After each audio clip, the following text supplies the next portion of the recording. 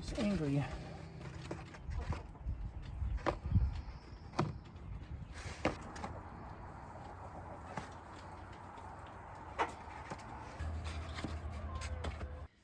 Well, as you can see, we have a lot of eggs, and this is after Mother's Day when we had potato salad with eggs, macaroni salad with eggs, deviled eggs, and then you eat, I don't know, how many eggs a day? 4 a day. 4 a day, and we've given eggs to our kids, we've given eggs to our mother-in-law, and we still have a lot of eggs.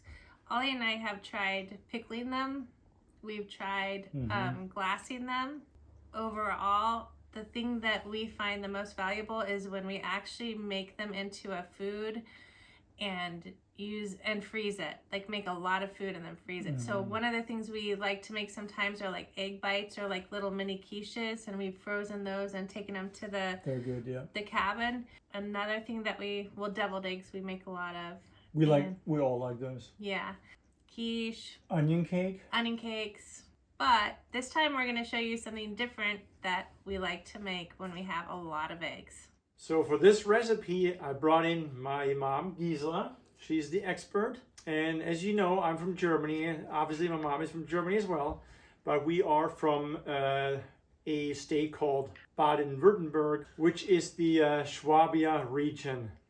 And we are very famous for our automobile industry, such as Mercedes, Porsche, and everybody knows the German Kugelclock, which is from the Black Forest, also in Schwabia. But what I think we're most famous for is the actual Schwabia Spätzle. So what we're going to do here is today we are going to use up a lot of eggs, and we're going to make the Spätzle. And then at the end, we're going to freeze them so we have them for future meals. Today, we're going to show you our recipe, the way we grew up in our region, which is only eggs. Then we have salt and just an all-purpose flour. So first of all, we're going to show you how my mom would prepare a Spätzle for about 5 people. So starting off, we're going to put 10 eggs into the bowl, so 2 eggs per person.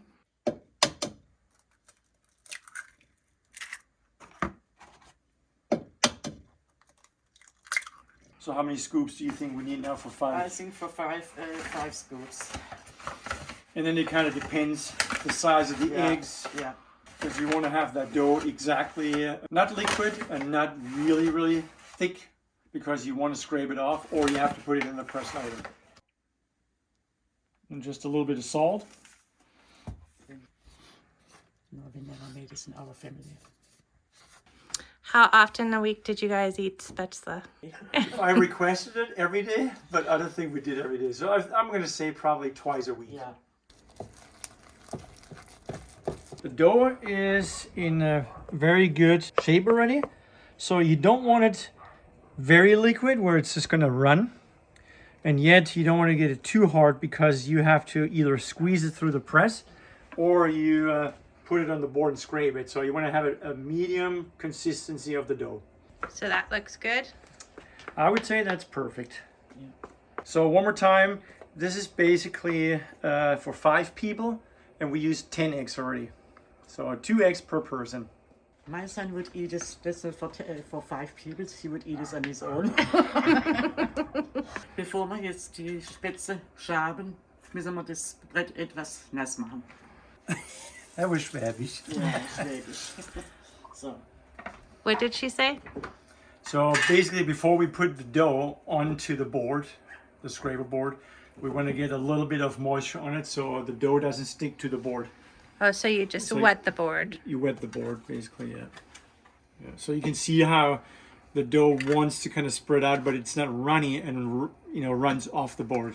And this is the really old-fashioned or traditional way, right? Yeah. And as soon as the water is actually coming to a boil, that's when you start scraping. Okay. Wer den Teig nicht ehrt, ist das Spätzle nicht wert. What does that mean? That means if you don't honor your dough, you're not worth to eat the Spätzle. You can refer to if you don't value the penny, you don't deserve the quarter. Oh, so what did you guys usually eat your spätzle or eat with spätzle? The famous schnitzel. Anything else? We made this in a soup. Kartoffelschnitz and Spätzle. Kartoffelschnitz and Spätzle. So that's basically, it's a soup Yeah. with potato pieces in it. But the schnitzel is probably the most common what we had. So there's the Wiener Schnitzel. That's when you have it's basically a pork chop with rolled in breadcrumbs. And then you make a gravy with it. What you normally eat, yeah. That's what I eat a lot. I think you need to try more spätzles because I heard there's lots of different There's ways spinach to eat it. spätzle, Yeah. There's the Kaiser spätzle with the cheese on it. You can do it as a farmer pan is another thing we used to do. So when you have a lot of leftovers in your refrigerator, a little bit of cheese, a little bit of sausage, More eggs, spam, more ham. eggs. Then you put it all into the frying pan, and you just fry it up a little bit, and you have a really good meal. I think you've made that in a lot of the videos for breakfast at the cabin. Yeah, exactly. Not always the spätzle, but the noodles, the Yeah. pasta. Yeah. Gisela, what's your favorite way to eat spätzle? Just with schnitzel and gravy or lentils? Oh yeah. Oh, so That's there we go. really There's your favorite. My favorite. That's another- Linse and Spätzle. That's another meal. Yeah. Linse, And Spätzle. Linse und Spätzle mit einer Seidewurst. That was Schwäbisch. It's lentils, Spätzle, and then you put Frankfurter hot dogs in it. The water's finally boiling, and now we can start scraping the Spätzle into the water. And this is called hand scraping, right? Yeah.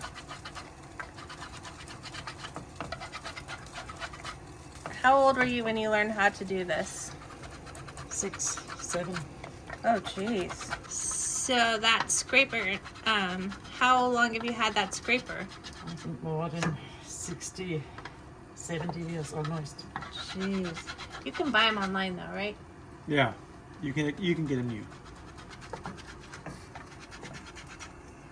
So do you just do it until all that dough is gone, or Right. okay?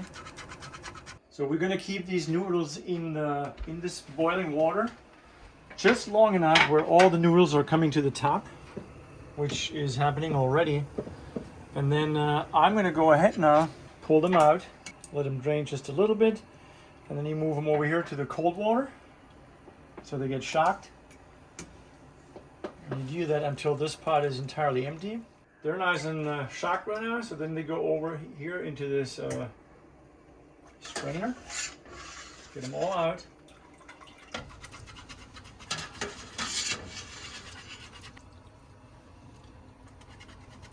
Okay, that's it. They're all out. Is that just so they come out smoother? Yeah. So this is the press, right? Yeah. This is how, and how old is that press? Oh, 50, 55 years, I think. Wow. From Germany. From Germany, yeah. From Schwabe-Lindle. Whoa. I don't know if that's easier. That looks pretty tough. Yeah. There you go. What?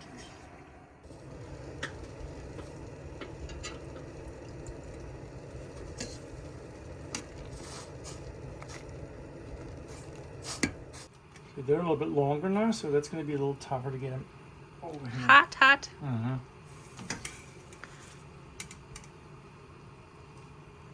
That's way faster than scraping Yeah. them.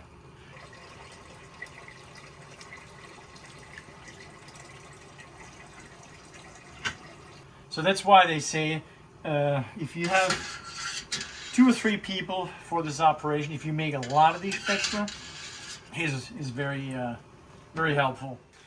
So now we added water. Now we're going to make more dough with the machine now, so we'll speed up the process a little bit more. So how is it?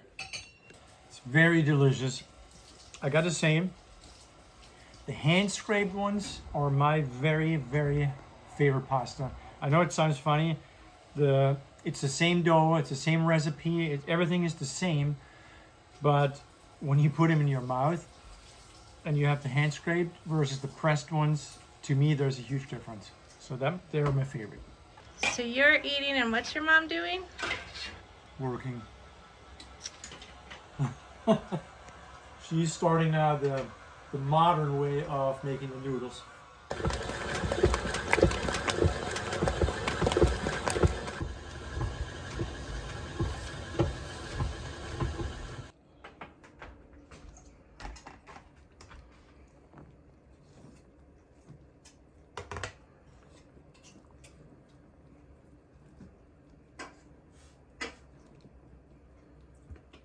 So what I would like to show real quick in this video too is that not that long ago, let's say 200 years ago, that was a typical thing, you know. People as a family, you stuck together, you had a farm, you had a shop, you had things to do all the time. You worked on the fields, and then you come home, you create your own meals and everything, and everybody pitched in. If it was well, there was no time sitting in front of the TV, on the computer, on the phones, all that kind of stuff. It was basically, you live to survive, you create food, you make food, you grow food, you have your livestock outside, and by the end of the day, which was probably maybe 8 o'clock, 9 o'clock, you went to bed and you were out. There was no, you know, not being tired or anything, I don't think really existed. Okay, that's the last batch. That's all of it. We used 30 eggs on all these spätzle. You can see right in front of you. So then you just dry them out a little bit, and then you put them in bags and freeze them. Yep. And if you want to keep them in the freezer for a very long time, you're better off to vacuum seal them. But if you're going to keep them in the freezer for, you know, 2 months, 3 months, I think you're fine in just a Ziploc bag. Here's our last step in our spätzle making process. So we got them all nicely laid out, nice and flat. They're nice and dry. They're cooled off well enough. So now we're going to plastic bag them in the freezer, and then we pull them out whenever we need to. Camping, cabin, or even at home. It's a lot of noodles. It is. Let's take a look and see if we have any more eggs.